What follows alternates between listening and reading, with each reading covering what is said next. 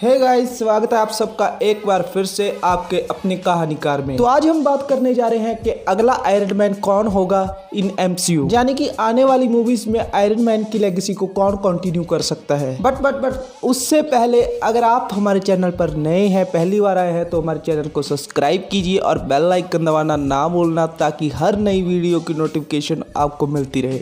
Thank you. तो अब चलते हैं हमारे आज के टॉपिक की ओर। वैसे तो कुछ टाइम पहले मार्वल ने आयरन हर्ट नाम से एक सीरीज अनाउंस की थी, जिसमें हमें रिरी विलियम्स यानी कि आयरन हर्ट दिखने वाली है। बट क्या आप जानते हो एमसीयू में एक और ऐसा कैरेक्टर है जो आयरन मैन की लेगेसी को कंटिन्यू कर सकता है? जी हाँ, सही सोचा आपने, मैं बात कर रहा हूँ आयरन लैड के बारे में। तो आयरन लैड का कॉमिक बुक ओरिजिन कुछ इस तरह हुआ था कि एक अदर अर्थ पे साल 3016 में आयरन लैड, जिसका असली नाम नथालियन है, वो रहता है, जो कि टेक्नोलॉजिकली बहुत एडवांस होती है। एक दिन नथालियन को साल 3016 में एक लड़का मारने ही वाला होता है, तभी time traveller villain Kang the conqueror उसे अचानक से बचा लेता है।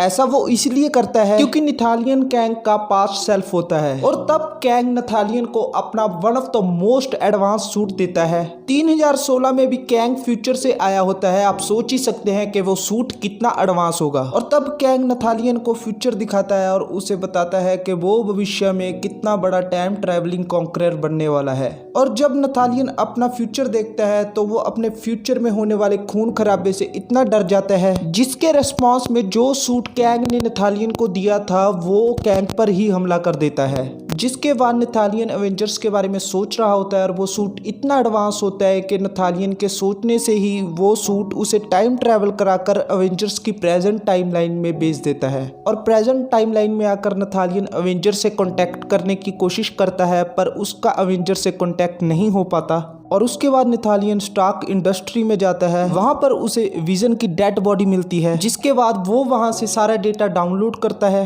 और उसके बाद उसे उस डेटे से एक प्रोग्राम मिलता है, जिसके अंदर एक लिस्ट होती है कि आने वाले टाइम में कौन कौन एवेंजर बन सकता है। तो वहां से नथालियन अपने सूट को आयरन मैन के सूट की तरह कर यंग एवेंजर्स को फॉर्म करता है और उन्हें लीड करता है, और तब उसे आयरन लैड के नाम से जाना जाता है। अब एमसीयू के हिसाब से एंटमैन 3 में कैंग द कॉन्करर को एज अ विलन इंट्रोड्यूस किया जा रहा है। और आने वाले मार्वल के शो हॉकाई में हमें केट बिशप भी देखने को मिलेगी, जो कि आपको बता दूं मैं दोस्तों, केट बिशप कॉमिक बुक में नथालियन की लव इंटरेस्ट होती है। इस सब से तो यही लग रहा है कि मार्वल सिनेमैटिक यूनिवर्स में बहुत जल्दी आयरन लैड का ओरिजिन शो या मूवी देखने को मिल सकती है। तो अब हम चलते हैं हमारे आयरन हर्ट के टॉपिक की ओर। तो आयरन हर्ट का कॉमिक बुक ओरिजिन हमें कुछ इस तरह देखने को मिला था कि आयरन मैन इनविंसिबल में पहली बार हमें इस कैरेक्टर को दिखाया गया था, जो कि सिविल वॉर 2 इवेंट से पहले रिलीज हुई थी। और इसी कॉमिक के इशू नंबर 7 में हमें रिरी विलियम्स के बारे में बताया गया था। तो आयरन हर्ट यानी कि रिरी विलियम्स के पिता उसके जन्म के पहले ही मर जाते हैं, और उसके बाद उसकी माँ ने एक दूसरे आदमी से शादी की थी, और वो दोनों मिलकर उसे पाल रहे होते हैं। और जब रिरी विलियम्स सिर्फ 5 साल की हुई तो उसके माता पिता को पता चला कि इसका दिमाग दूसरों बच्चों से अलग है। जब साइकोलॉजिस्ट और डॉक्टरों के द्वारा उसके दिमाग का चेकअप किया गया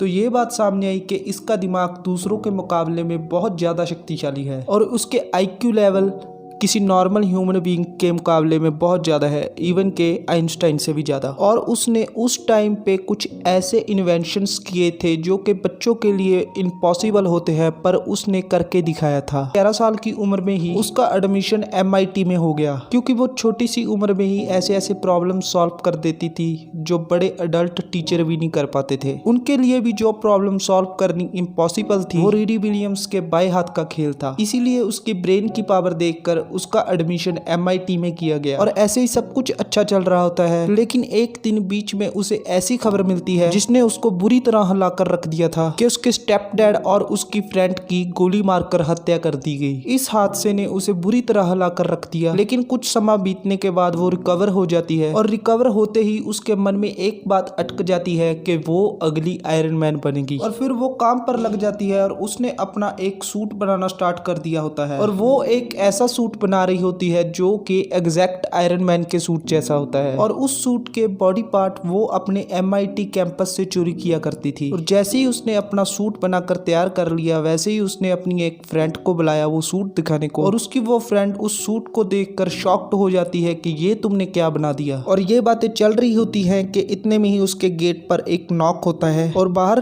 MIT के ऑफिशियल्स होते हैं जो कि उन्हें एक वीडियो मिली होती है जिस वीडियो में रीरी विलियम्स कैंपस से कुछ चुरा रही होती है और वो उसी के रिलेटेड उससे बात करने आए होते हैं। और रीरी विलियम्स अब फंस चुकी होती है, पर रीरी विलियम गेट ना खोलते हुए पहले अपना सूट एक्टिवेट करती है और फिर उस सूट के अंदर जाती है और छत तोड़कर वहां से निकल जाती है। और तब वह अपनी पहली उड़ान भर रही होती है और उसके फेस पर वही एग्जैक्ट खुशी दिखती है जो आयरन मैन 1 में हमने टोनी स्टार्क के फेस में देखी थी। तब उड़ते उड़ते वह सोचती है कि मैं इस सूट का क्या नाम रखूं। कि वो इतना सोच ही रही होती है कि तभी उसे हाईवे पर एक ट्रक दिखता है जिसे कुछ प्रिजनर्स लेकर भाग रहे होते हैं और पुलिस भी उनका पीछा कर रही होती है। तब रीरी विलियम्स उस ट्रक को रोकती है और उन प्रिजनर्स को पुलिस के हवाले करती है। और जब वह पुलिस वालों के सामने जाती है तो पुलिस वाले उसे हैंड्स अप करने को कहते हैं जो कि नए नए बने हर हीरो के साथ होता है। और तब वह रीरी विलियम्स अपने सूट के साथ वहां से उड़ जाती है और उड़ते उड़ते वह सोचती है कि मैंने इस सूट को बड़े दिल से बनाया है इसीलिए इसका नाम होगा आयरन हार्ट। तो कॉमिक बुक में तो कुछ ऐसा ओरिजिन देखने को मिला था हमें आयरन हार्ट का।